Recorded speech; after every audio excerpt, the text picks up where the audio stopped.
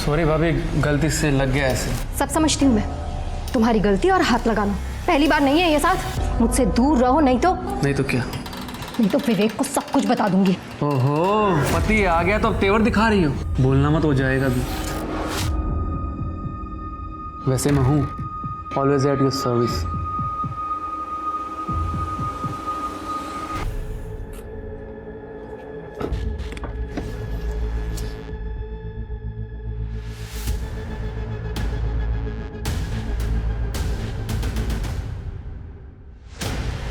कहाँ गए ये लोग? आज तो संडे है, स्कूल भी नहीं होगा।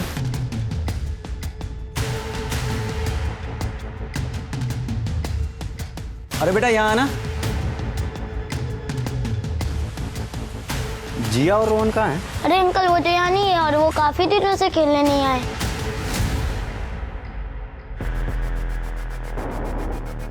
भाभी कैसे हो? अरे विवेक, तुम तो अगले महीने आने वाले थे ना? हाँ, वो जिया का बर्थडे आ रहा था ना, तो उसने बहुत जिद की थी, तो इसीलिए सोचा कि उसे सरप्राइज दे दूं।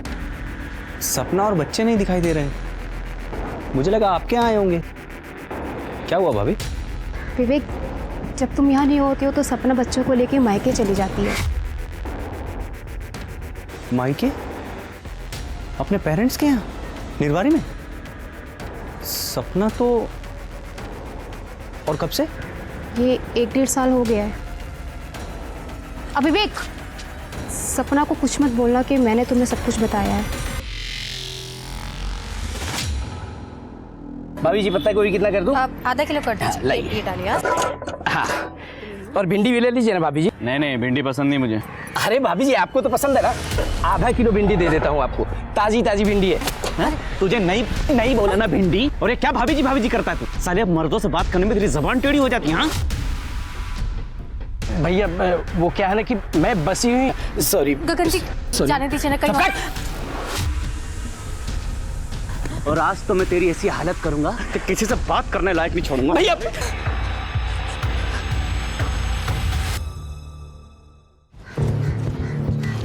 पापा, ये पापा आ गए, पापा आ गए, पापा आ गए।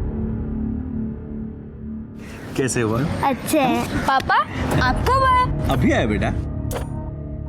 अरे बेटा, तुम अंदर आओ ना, तुम तो अगले महीने आने वाले थे। माँ, जीजा जी आप आइए ना। नहीं, जाऊंगी। हम निकलते पापा के साथ जाऊंगी। हैं। सपना कहाँ है? वो दीदी तो गई है बाहर, सामान लाने गई है।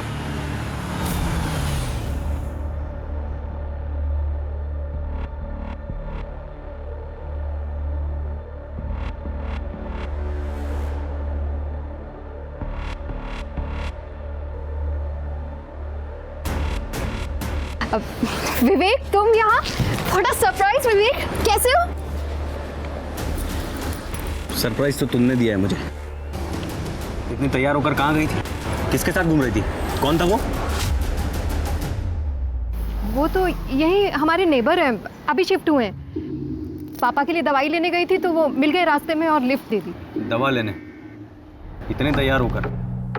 दवा कहाँ है दवा? वो थी नहीं, आउट ऑफ स्टॉक थी। अभी थोड़ी देर में फिर से जाना है लेने, ऑर्डर दे दिया है। तैयार? अरे ये तो निर्मल, तुम्हें बताना चाहिए था ना विवेक को कि हम तुम्हें प्रमोशन मिला और लंच पर गए थे। कौन बताएगा? हाँ, मुझे प्रमोशन मिला जीजा जी। अब पता होता आप आ रहे तो हम डिनर पे चलते ना साथ में। अरे बेटा, अंदर चलो, बाहर बहुत मच्छर है, आ जाओ। नहीं, चलिए। हम चलेंगे। चलो जिया, चलो बेटा। अरे ऐसा कोई मारता है किसी को सरेआम? लोगों ने फोन करके मुझे बताया। अरे भाई साहब, आपके घर की बहू है मेरी भांजी, इसकी कोई इज्जत है कि नहीं इस घर में? आपको आपके बहू के साथ कोई स्टे नहीं है? भाई साहब, मैंने अपनी बच्ची को इस घर में इसलिए दिया था कि इस घर में वो राज करेगी, खुश रहेगी, लेकिन आपका बेटा तो कभी भी इसके ऊपर हाथ उठा देता है। बंसी भाई साहब, गगन का गुस्सा तो आप जानते ही है ना। उसने आज दवाई नहीं ली थी। आप चिंता मत कीजिए भाई साहब, आज मैं उसे खूब डांटूंगा। अरे अब डांटने से क्या होगा भाई साहब, बचपन में उसे डांटा होता ना तो आज ये नौबत नहीं आती। ओ मामा जी, बहुत हो गया अब। हाँ, ये बेटी आपकी शादी से पहले थी, अब ये हमारी बीवी है, हम जो चाहे वो करें, और पति पत्नी के बीच बोलना अच्छी बात नहीं होती। तूने शिकायत किया क्या? नहीं। Shut up! दूर हट जा बहू से। गगन बेटा, तूने आज दवाई नहीं ली थी। ये दवाई ले। बहू, इसे अंदर ले जाओ बेटा। जाओ गगन।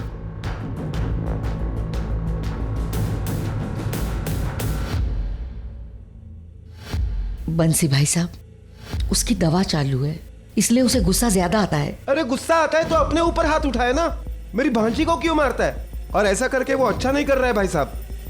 मामा जी आप घर चली जाइए। मेरी यही किस्मत है, पैदा होते ही माँ बाप को खा गई और आज तक आपका घर नहीं बस पाया। मैं ही मनहूस हूँ। मामा जी ये बहुत अच्छे इंसान है, बस इन्हें कभी कभी गुस्सा आ जाता है। आप मेरी चिंता मत करना मामा जी। कैसे चिंता नहीं करूं बेटा? एक तो हम गरीब हैं और गरीबी सबसे बड़ी मनहूसियत है, ऊपर से तुझे पति राक्षस मिला है। ख्याल रखना मामा जी।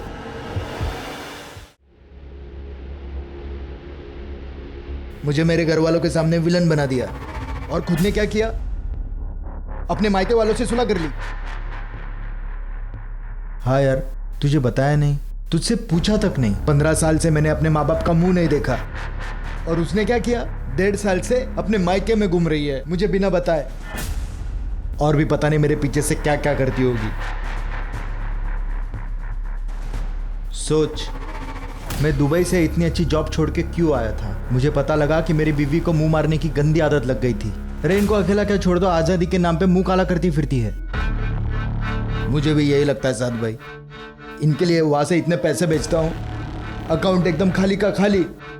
मेरे कुछ समझ में नहीं आ रहा साथ भाई, इनके लिए इनसे इतनी दूर रह के, इतनी मेहनत करके इनके लिए पैसे कमा के भेजता हूँ, और ये क्या करती है? अपने मायके वालों पे उड़ा देती है। आज भी जिया का बर्थडे उसने अपने मायके में प्लान किया, मैंने मना किया तो बोलती है पहले से अरेंज था जी। विवेक, मैं तेरी परेशानी समझता हूँ, लेकिन मुझे भी 2-3 दिन के लिए अपने रिश्तेदार की शादी में लखनऊ जाना है। मैं वापस आता हूँ तो कुछ सोचते हैं। अच्छा सुन, मैं आता हूँ।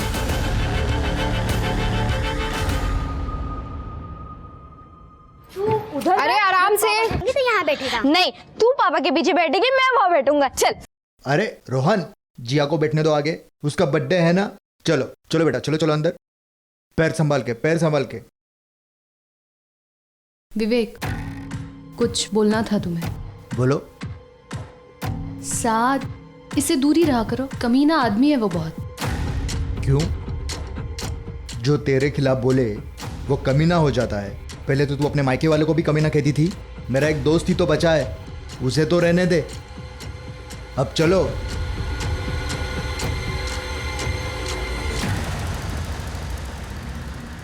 Happy birthday to you, happy birthday to you.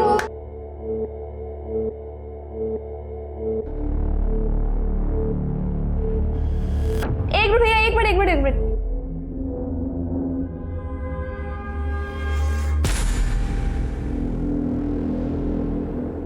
तो आप क्या करने वाले हो? पार्टी टाइम, म्यूजिक डांस, मस्ती एंड कोल्ड ड्रिंक्स। सपना, मैं आता हूँ।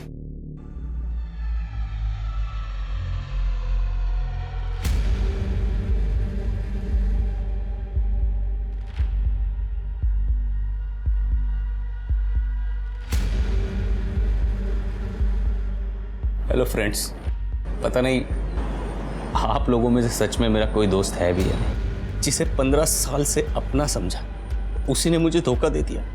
मुझे मेरे अपनों ने धोखा दिया है, मुझे मेरी पत्नी ने धोखा दिया है। उसने कहा था हम दोनों एक दूसरे के हैं, बस। तो फिर क्या किया उसने? मेरे पीछे से सब। पर अब मैं चुप नहीं बैठूंगा। सुंदर है तो इसका मतलब ये नहीं कि वो मुझसे खिलौने की तरह खेलेगी। मैं यहां बैठ के रो रहा हूं, लोग क्या कर रहे हैं? मेरी बेवकूफी का जश्न मना। दिखाता हूं मैं आप लोगों को।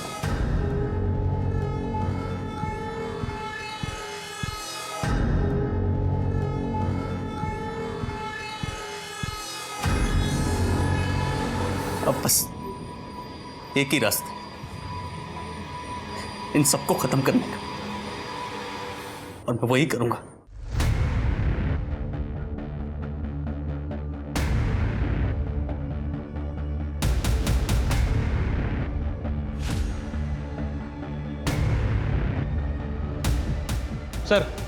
सर एक वीडियो वायरल हुआ है अपने ही मोहल्ले का, ये देखिए। मुझे मेरे अपनों ने धोखा दिया है, मुझे मेरी पत्नी ने धोखा दिया है। अब बस एक ही रास्ता है, इन सबको खत्म करने का। इस वीडियो में तो ये आदमी अपनी ही फैमिली को मारने की बात कर रहा है। शर्मा, जल्दी से जल्दी इसका एड्रेस पता करो, या एक काम करो, ब्रॉडबैंड वालों को फ़ोन करो, उनसे इसकी लोकेशन निकलवाओ। सर रात हो गई है, ब्रॉडबैंड ऑफिस तो बंद है। हालांकि मैंने अर्जेंट रिक्वेस्ट डाल दी है और बीट चौकी को भी इन्फॉर्म कर दिया है कि जहाँ ये बंदा दिखे इसे पकड़ लें। लेकिन सर मुझे नहीं लगता कि सुबह से पहले कुछ हो पाएगा। कहीं ये रात में ही कुछ कांड ना कर दे। अरे पापा आ गए। बस एक लास्ट वीडियो बना दे। ओके।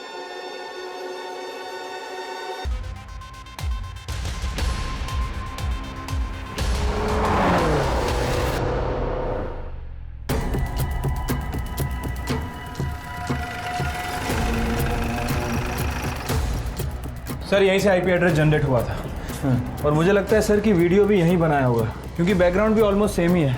सर जीवन साहू के नाम रजिस्टर्ड है। उस पर तो ताला लगा है, ताला तोड़ो।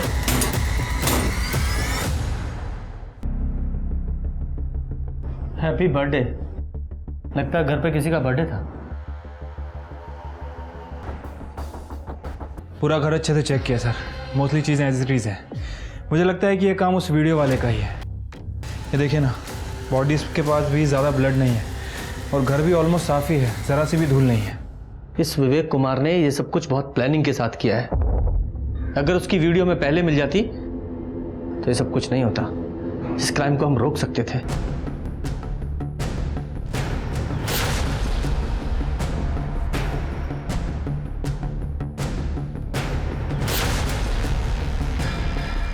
ये लो, इसे एविडेंस में डालो। सर मच्छर? यस, कभी कभी ऐसा छोटा क्लू भी क्रिमिनल को पकड़ने के काम आता है, और इस घर की हर चीज़ एविडेंस है। सारे फोन्स को फॉरेंसिक में भेजो, पता लगाओ कि विवेक का नंबर उसमें है या नहीं। ज़रूर होगा, उसे ट्रैकिंग पे डालो। जी सर। और शर्मा, तुम ज़रा आसपास पूछताछ करो और ये भी पता करो कि इस विवेक को कोई मानसिक बीमारी थी क्या, या कोई अफेयर था क्या, क्योंकि यूं ही कोई अपने परिवार को नहीं मारेगा। Right sir. सर, विवेक और सपना तो मेरठ में रहते हैं। ये सपना की माँ का घर है। ये विवेक का ससुराल है? जी सर। इन लोगों की फैमिली में और भी कोई मेंबर है? गीता और जीवन का एक बेटा भी है, निर्मल, और वो गाजियाबाद में रहता है। गाजियाबाद?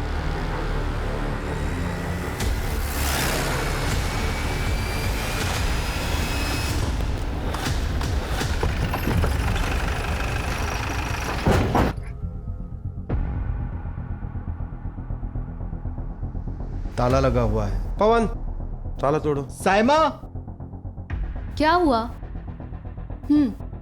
पुलिस आई है। क्या हुआ? विवेक, भाभी, बच्चे सब ठीक है ना? आप लोग कौन हैं? सर साहद कुरैशी, ये मेरी बेगम साइमा कुरैशी। सर विवेक का दोस्त हूँ। दोस्त क्या सर, फैमिली ही समझ लीजिए। तो आप लोगों को तो पता होगा कि विवेक कहाँ है। मैडम, हुआ क्या है? कुछ तो बताइए, हमें डर लग रहा है। कि आपके दोस्त विवेक ने 4 तारीख को एक वीडियो बनाया था, ये देखिए। मुझे मेरे अपनों ने धोखा दिया है, मुझे मेरी पत्नी ने धोखा दिया है। अब बस एक ही रास्ता है इन सबको खत्म करने का। ये विवेक किस धोखे की बात कर रहा है जानते हैं आप लोग? सर हम 4 तारीख को अपने रिश्तेदार की शादी में गए थे लखनऊ, बस थोड़ी देर पहले ही लौटे हैं सर। कुछ तो पता होगा ना आप लोगों को, फैमिली फ्रेंड्स थे आप। मैम, विवेक बहुत परेशान रहता था। 15 साल पहले विवेक और सपना भाभी की लव मैरिज हुई थी, जिसकी वजह से उनके पेरेंट्स उसे घर से निकाल दिया था। मैं और विवेक मेरठ में साथ में ही काम करते थे और मैंने उसकी मदद की थी यहाँ शिफ्ट होने में। मेरे बाप ने घर से धक्के मार के बाहर निकाल दिया, लेकिन ये मेरी बहन पागल रिंकी मेरे साथ ही आ गई। लव यू भैया। Anything for you. विवेक, अब से हम ही एक दूसरे का परिवार है। वो दोनों एक दूसरे से बहुत प्यार करते थे। ये विवेक अपनी बहन रिंकी के साथ यहाँ रहता था ना, तो इस वक्त कहाँ है रिंकी? रिंकी दिल्ली में ही है। और वो 2 साल से वहीं पे जॉब कर रही है। 6 साल पहले विवेक आपके साथ दुबई गया था, कहीं ऐसा तो नहीं कि दुबई में उसका किसी के साथ अफेयर हो गया? नहीं सर, जब तक मैं साथ में था तब तक ऐसा कुछ नहीं था सर। 6 साल पहले मेरी और विवेक की दुबई में जॉब लगी थी। मुझे वहाँ का क्लाइमेट पसंद नहीं आया तो मैं लौट आया, विवेक वहीं रुक गया। पर पीछे से सपना भाभी ने अपने फैमिली वालों से सुलह कर ली, जो विवेक को बिल्कुल पसंद नहीं आया, क्योंकि विवेक ने अपने फैमिली से रिश्ता तोड़ दिया था सर। सपना भाभी के घर वालों ने विवेक को बहुत मारा था, जिसकी वजह से वो उनके साथ कंफर्टेबल नहीं था। तू ना मेरी बहन का लायक ही नहीं है। शक्ल देखिए अपनी। तुम्हारी हिम्मत कैसे हुई मेरे पति को हाथ लगाने की? दी आप बीच में मत बोलिए। निर्मल, ये मत भूलो कि पति है मेरे, प्यार करती हूँ मैं इनसे। इससे पहले कि मैं भूल जाऊं कि तुम मेरे भाई हो, निकलो यहाँ से। मैंने कहा निकलो यहाँ से। सर, विवेक सपना की फैमिली की वजह से बहुत डिप्रेशन में रहने लगा था। थोड़े टाइम बाद सब ठीक हुआ, 2 बच्चे भी हुए, लेकिन इस बार विवेक लौटा तो सपना भाभी से बहुत नाराज था। उसे शक था कि सपना भाभी का कोई अफेयर चल रहा है। अफेयर था? पता नहीं, और होगा भी तो मुझे कोई आइडिया नहीं है। देखिए, इस वक्त विवेक गायब है। आप लोगों को कुछ भी आइडिया है कि वो कहाँ जा सकता है? सर पता नहीं, और विवेक भैया की गाड़ी बाहर नहीं है। गाड़ी का नंबर दीजिए। MH48। सर, मैं गाड़ी की डिटेल्स निकलवाती हूँ। शर्मा जी, पूरा घर अच्छे से चेक कीजिए।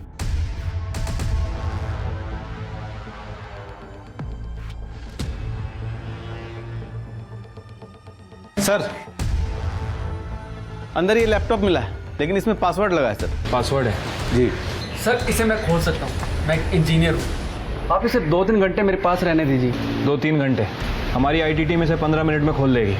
एविडेंस ऐसे ही नहीं दे सकते किसी को। चलो सर।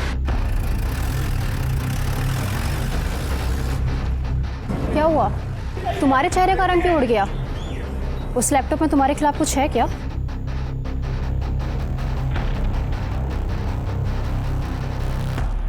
अरे कोई चाय पिलाओ।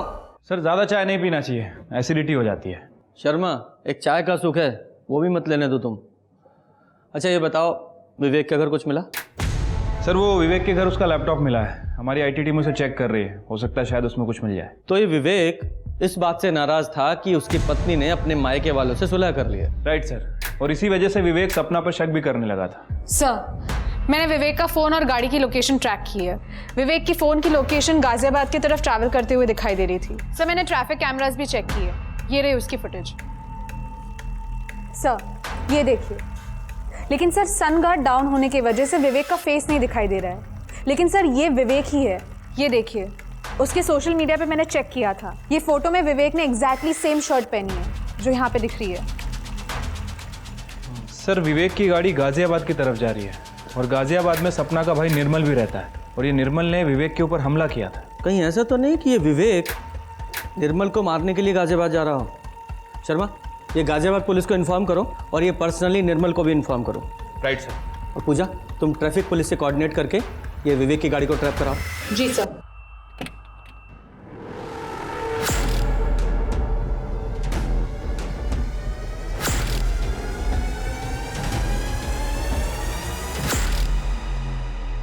क्या कह रहे हो सर आप? देखिए, मैं सही कह रहा हूँ। आपके जीजा जी ने आपके पूरी फैमिली का मर्डर कर दिया है, और अब वो गाजियाबाद की तरफ आ रहे हैं। हमने गाजियाबाद पुलिस को अलर्ट कर दिया है, लेकिन आप भी अपना ध्यान रखिएगा, और हम लोग भी वहां पे पहुंच रहे हैं।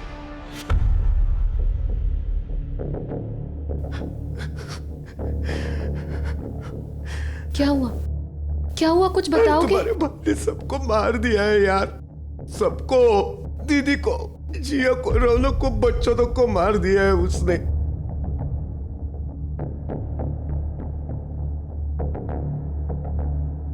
कहीं भैया को पता तो नहीं चल गया हमारी शादी के बारे में?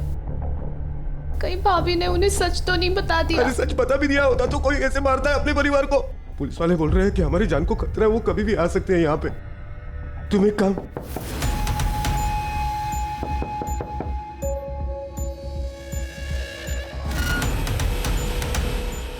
कौन है? जी, मैं कांस्टेबल बाबा यादव। जी, हमें आपकी सुरक्षा के लिए भेजा है पुलिस चौकी से, बस यही इन्फॉर्म करना था। Thank you sir.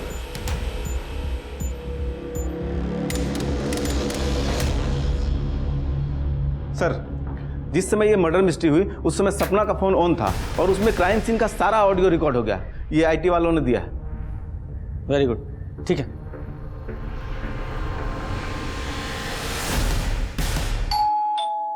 अरे पापा आ गए। बस एक लास्ट वीडियो बना दे। मम्मा यानी कि सपना सबसे पहले उसे मारा, ये बच्चे को मारा। नानी उठो, जल्दी दरवाजा खोलो नानी। जब 11 बजे के आसपास की बात होगी तो दोनों बूढ़े नाना नानी सो गए होंगे।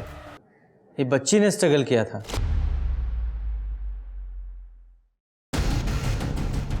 ये बच्ची ने लड़ने की कोशिश की थी, इसलिए इस विवेक ने गुस्से में आकर बच्ची को मार दिया।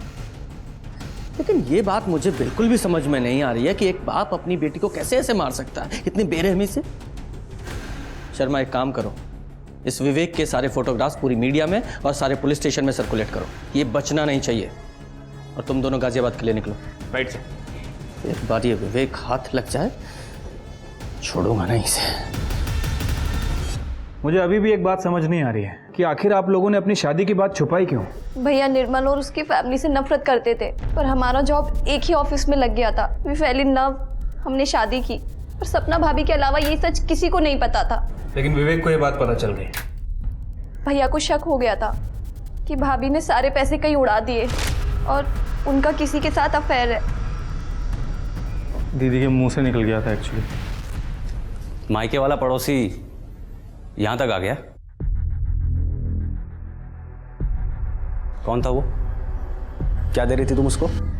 वो विवेक, मैंने उससे कुछ पैसे उधार लिए थे, बस वही वापस। तुम, मैं सुंदर नहीं हूं, इसीलिए तुम उस हैंडसम लड़के के साथ चक्कर चला रही हो ना? अफेयर चल रहा है ना तुम्हारा? तुम छोड़ने वाली हो ना मुझे? नहीं विवेक, ऐसी कोई भी बात नहीं है। मैंने बस उससे पैसे उधार लिए और कुछ भी नहीं। बकवास। मैं तुम्हें अच्छे पैसे भेजता हूँ, फिर तुमको उधार लेने की क्या जरूरत पड़ी? हैं? कैसे भरोसा करूं मैं तुम पे? वो मुझे निर्मल की शादी के लिए पैसे उधार लेने पड़े। निर्मल ने शादी कर ली? हाँ, वो भी घर वालों से छुप कर। लड़की दूसरी कास्ट की है, हमारी तरह बिल्कुल सेम। उसने मुझसे हेल्प मांगी और बस मैंने उसकी हेल्प कर दी और कुछ भी नहीं। जिस लड़के ने मुझे मारा तुमने उसकी हेल्प की? और फिर जीजा जी अगले दिन मेरे घर पे आ गए, पर थैंकफुली रिंकी यहाँ पे नहीं थी, वो अपने ऑफिस के ट्रिप पे बाहर गई हुई थी। जीजा जी चाय पीजिए ना। अरे भाई, कब तक खुद चाय बनाते रहोगे? शादी वादी कर लो। बस थोड़ा सेटल हो जाऊं तो फिर शादी करूंगा। सेटल नहीं हुए अभी तक? तेरी बहन तो बोल रही थी कि उसने शादी के लिए पैसे दिए तुझे, तूने शादी कर ली। क्या? आपने क्यों बताया कि मेरी शादी की बात उनको क्यों बताई? उन्होंने मुझे जतिन के साथ देख लिया था। उस टाइम कुछ समझ भी नहीं आया और मैंने ये बोल दिया। तुम्हारी बहन ने वो सारे पैसे कहाँ खर्च किए थे, कुछ पता है? जीजा जी दीदी को बहुत पैसे भेजते थे। बाद में उनको लगा कि घर पे बैठने से अच्छा है कि किसी कंपनी में इन्वेस्ट कर दें, लेकिन वो कंपनी तो फ्रॉड निकली। और जतिन सर वो आदमी है जिससे दीदी ने पैसे उधार लिए थे। बाद में जतिन दीदी को परेशान करने लगा और दीदी ने जीजा जी के सारे भेजे हुए पैसे जतिन को देने लगी। लेकिन वो इसी वजह से मिल रहे थे, उनके बीच कोई अफेयर नहीं था सर। मतलब विवेक को पूरी बात पता नहीं थी? दीदी ने बताया जीजा जी को, लेकिन उनको विश्वास ही नहीं हुआ और इस वजह से जिया की बर्थडे पार्टी पे वो नाराज ही थे। डांस, मस्ती एंड कोल्ड ड्रिंक्स। सपना, मैं आता हूँ। अच्छा, आप दोनों बर्थडे पार्टी में गए थे? हाँ सर, पर एज अ हस्बैंड वाइफ नहीं।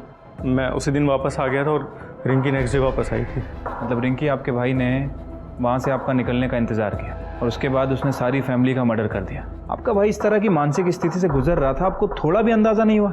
मैं तो सोच भी नहीं सकती कि भैया ऐसा कर सकते थे, पर वो सबसे बहुत नाराज थे और मुझे लग रहा था कि मैं सब ठीक कर दूंगी, फैमिली से सुलह करा दूंगी।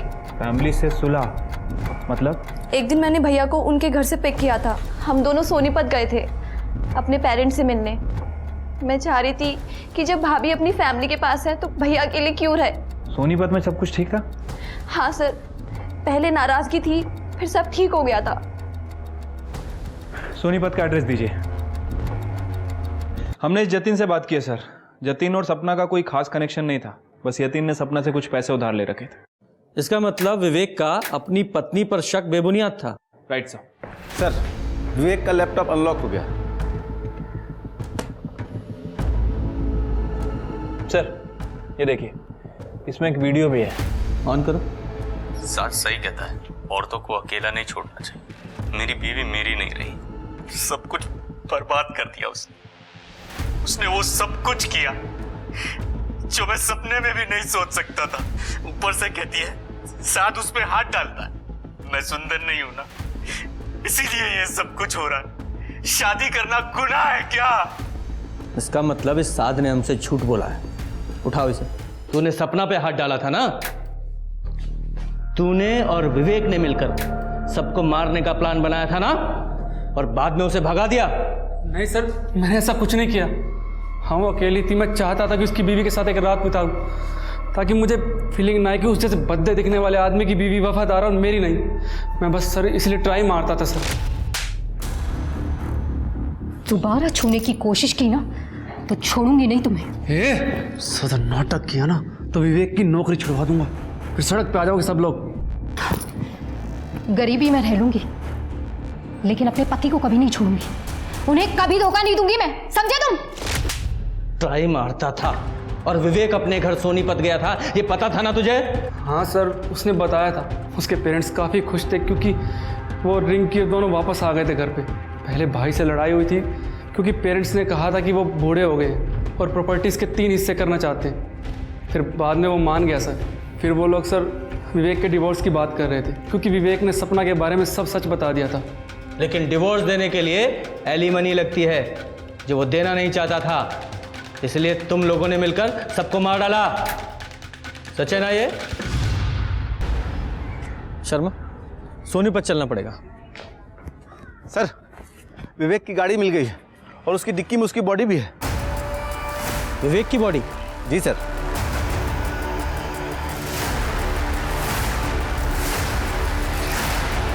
मुझे लगता है कि कोई इसका हमशक्ल है जिसने इसकी पूरी फैमिली का मर्डर किया और उसके बाद मौका पाते ही विवेक का मर्डर कर दिया। लेकिन एक बात समझ में नहीं आ रही है कि किसी और ने उस बच्ची को इतनी बेरहमी से क्यों मारा होगा। और इसके फ़ोन को ट्रैकिंग पे डालो और इसकी लोकेशन से पूरी एक्टिविटी पता करो। क्या? ठीक है, थैंक यू सर।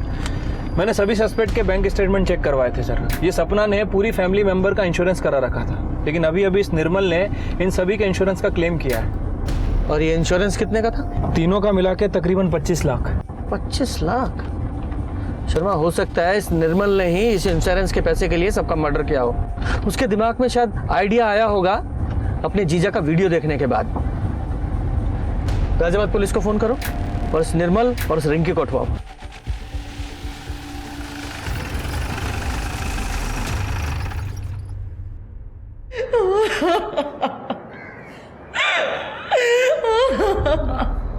हाँ सर, विवेक यहाँ आया था और रिंकी भी। तुम दोनों भाइयों की लड़ाई हुई थी? हाँ हुई थी सर। जब विवेक ने मुझे बताया कि उसकी पत्नी उसे छोड़कर चली गई और बाहर कहीं मुंह मारती है, तो मैंने उसे माफ़ कर दिया। ये दोनों 15 साल पहले आपको छोड़कर चले गए थे। मैंने आप दोनों का ध्यान रखा है, भूलिएगा मत। और प्रॉपर्टी के 2 हिस्से होंगे। वाह, मैं नहीं होने दूंगा। भैया लोगों को हिस्सा मिल रहा है तो मुझे भी हिस्सा मिलना चाहिए। एक और हिस्सेदार आ गई, अब खैरात बट रही ना यहाँ पर। और फिर विवेक मेरे पास आया। अरे चला जाए यहाँ से, दिमाग खराब है मेरा। मुझे पैसा नहीं चाहिए भैया, आप मेरा हिस्सा रिंकी को दे दो। मुझे तो बस मेरा परिवार वापस चाहिए, जो मैंने अपनी पत्नी की वजह से खो दिया था। सुंदर नहीं हूं ना मैं, इसीलिए मुझे लगता है कि मेरी बीवी मुझे धोखा दे। मुझे तो यहाँ तक लगता है कि जिया मेरी बेटी नहीं है भैया। क्या क्या बकवास कर रहा है तू? ये देखो भैया, जिया का रंग कितना गोरा है। ना सपना की फैमिली में और ना हमारी फैमिली में कोई इतना। मेरे साथ धोखा हुआ है भैया, मेरे साथ धोखा हुआ है भैया।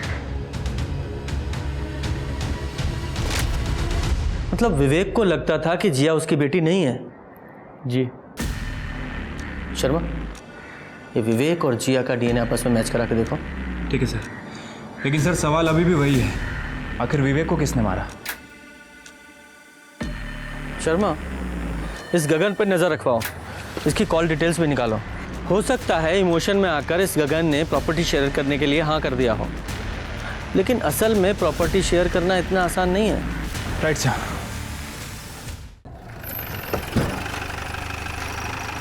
जैन सर, निर्मल और उसकी वाइफ को ले आए।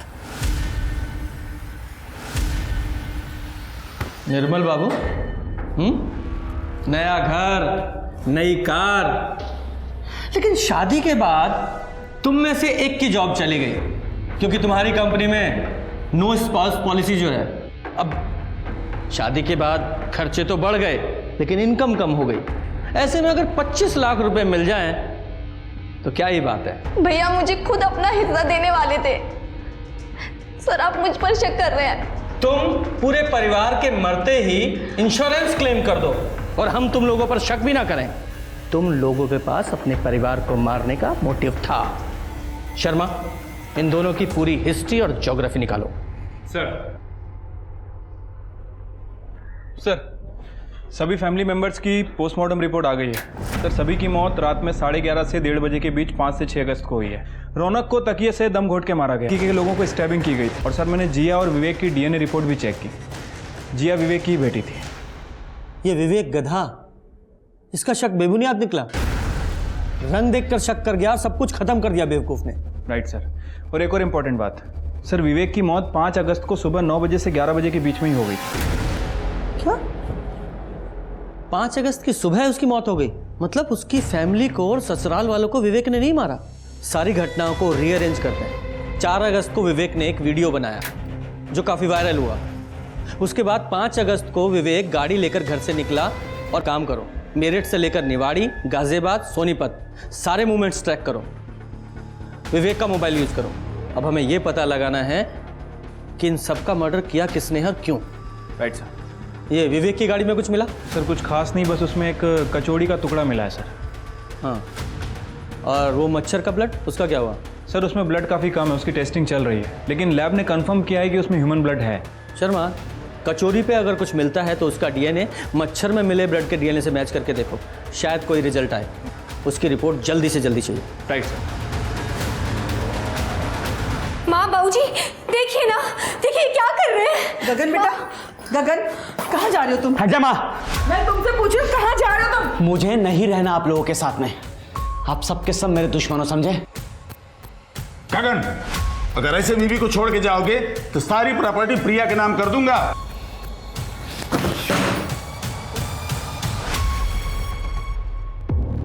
सर, ये विवेक 5 तारीख की सुबह अपनी कार से निवाड़ी से मेरठ की तरफ निकलता है और उसके बाद इसकी कार उसी रात को निवाड़ी में नजर आती है। तो ये विवेक की कार वापस रात को निवाड़ी में कौन लेकर आया होगा? तुमने निवाड़ी में बाकी जितने लोग थे उनकी मूवमेंट ट्रैक की? हाँ सर, लेकिन निर्मल ने 4 तारीख की रात में ही बर्थडे पार्टी छोड़ दी थी और उसकी बीवी रिंकी 5 तारीख की शाम को गाजियाबाद के लिए निकली थी। और उसके बाद निर्मल और रिंकी ये दोनों गाजियाबाद में मिले। एक ऑफिस के सीसीटीवी फुटेज में कंफर्म भी हुआ है। और सर, ये विवेक का बड़ा भाई गगन, इसकी कार 5 तारीख की सुबह 5 बजे सोनीपत टोल नाका क्रॉस करती हुई दिख रही है और उसके बाद यही कार अगले दिन सुबह 6 तारीख को वापस आती हुई भी दिखी है। मुझे लगता है कि गगन और विवेक दोनों ने मिलकर सबको मारने का प्लान किया होगा। फिर ये दोनों भाई निकले और गगन के मन में लालच आ गया तो उसने पहले विवेक को मारा और बाकी सब परिवार को भी मार दिया। गगन, हमने तेरे CDR चेक किए हैं और 24 घंटे में पूरे 40 कॉल्स हुए हैं, वो भी सिर्फ 10-10 सेकंड के। शर्मा, जरा बताओ 10 सेकंड्स में आदमी क्या क्या बातें कर सकता है? वो घर पे नहीं है, तुम बाद में कॉल करना। अब सवाल ये है कि वो कॉल किसने रिसीव किए, आपने या फिर आप दोनों में से किसी ने? हाँ, मैंने अटेंड किए थे। उस दिन सारे कॉल्स का जवाब भी मैंने ही दिया था। हाँ सर, ये बिल्कुल सच कह रहे हैं। उस दिन 5 तारीख को पूरा दिन ये घर पर ही थे। थक गई हूँ तुमसे मार खाते खाते।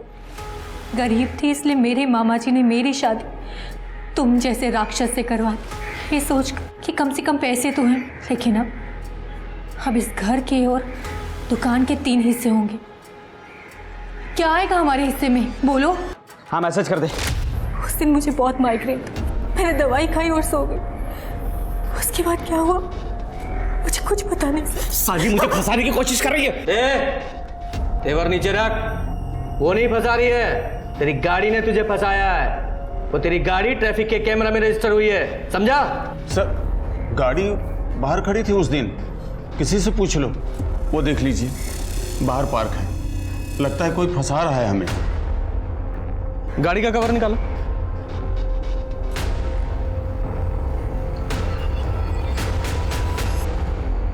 %100% वही गाड़ी है सर। शर्मा, ये फैमिली अपने इकलौते बेटे को बचाने की कोशिश कर रही है। एक काम करो, अरेस्ट करो इसे और इस पर डोमेस्टिक वायलेंस का केस भी डालो। एविडेंस तो है हमारे पास, और इसकी पूरी फैमिली पे नजर रखो। सर ये लांबा हाउस का CCTV फुटेज है जो हाईवे से बिल्कुल कनेक्टेड है। ये वाइट गाड़ी लांबा हाउस में एंट्री कर रही है और उसके 15 से 20 मिनट बाद गगन की गाड़ी वापस आती हुई दिख रही। और ये अगले दिन का फुटेज।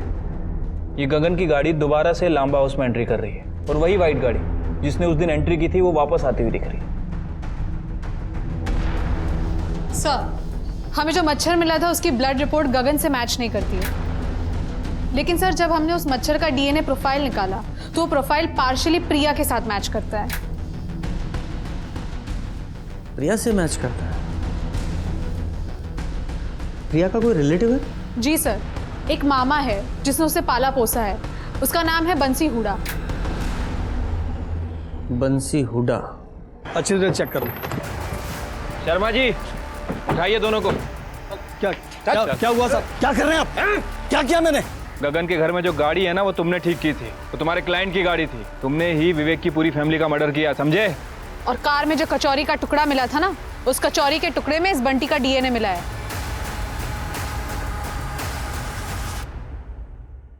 बहुत शातिर प्लान बनाया था ना तूने। मर्डर करते वक्त तुझे एक मच्छर ने काटा और तूने उस मच्छर को मार डाला। वो मच्छर हमें मिला और उसमें तेरा ब्लड। अब बोल। बेटा प्रिया, कल के दिन गगन घर से बाहर ना निकले, खासकर गाड़ी ड्राइव ना करे। ठीक है मामा जी।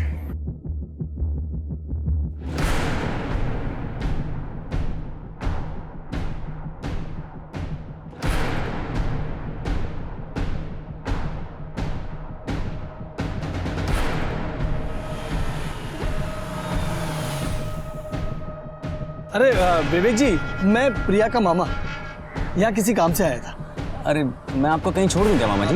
बेटा अगर स्टेशन छोड़ दो तो बहुत कृपा होगी। आइए ना। हम लोग गरीब थे साहब। प्रिया बहुत सुंदर थी, इसलिए उसकी शादी गगन से हो गई। लेकिन गगन सुंदर नहीं था, इसलिए उसको ऐसा लगता था कि कहीं प्रिया उसको छोड़ के न चली जाए, इसलिए उसको बहुत तकलीफ देता था साहब। लेकिन ये लोग पैसे वाले थे, प्रॉपर्टी थी, इसलिए मैंने सोचा कि जाने दो। लेकिन एक दिन अचानक वो गगन का छोटा भाई और बहन प्रॉपर्टी में हिस्सा लेने के लिए आ गए साहब। अरे मार खाए मेरी बच्ची साहब, और प्रॉपर्टी का हिस्सा ये लोग आपस में बांट लेंगे। फिर मैंने वो विवेक का वीडियो देखा और तुरंत दोनों भाइयों को फंसाने की चाल मेरे दिमाग में आ गई साहब। तुम्हारी भांजी के साथ गलत हो रहा था, उसका बदला लेने के लिए तुमने 6 निर्दोष लोगों को मार डाला। और सबसे बड़े दुख की बात तो यह है कि तुम्हारे साथ साथ वो तुम्हारी भांजी भी जेल जाएगी तुम्हारे क्राइम में सहयोग करने के लिए।